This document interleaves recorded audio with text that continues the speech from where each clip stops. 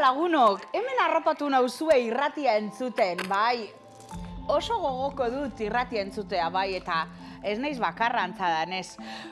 Gogoko dut irratia entzutea eta gero telebistan agertzen naiz. Ai, ze sonoa den mundu hau. Tira.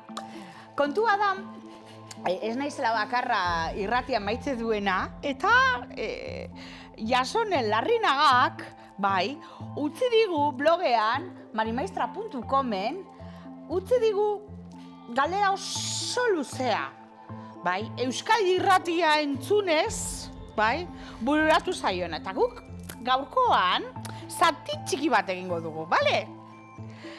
Beitu, audio, Jasonek.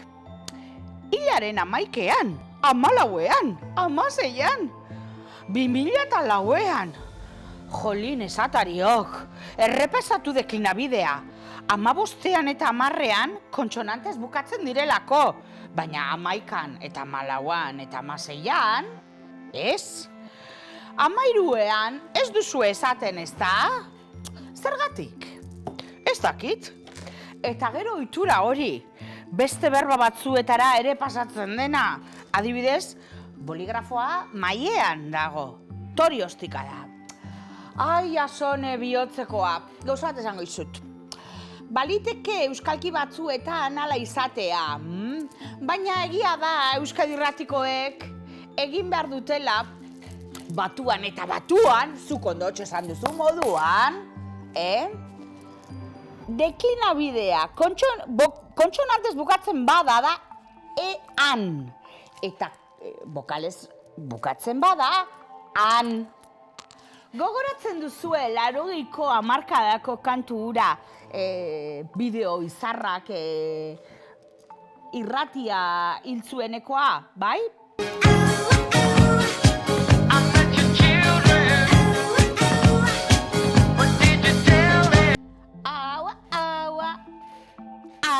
Aua, eta ez hauean, ez? Hauan, amaitzen bada, lauan, 14an, bai, 16an. Ai, lagunok.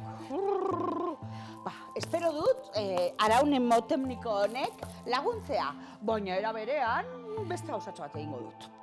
Arao bat egingo dizuet, bai.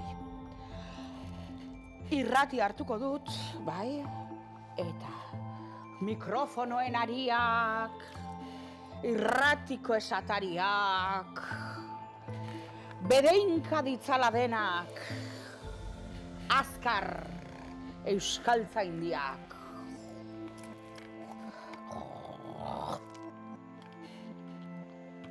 Ai lagunok, ea hemendik aurrera ganoraz deklinatzen duzu. Eta ezaztu, euskararik onena entzun egiten dena.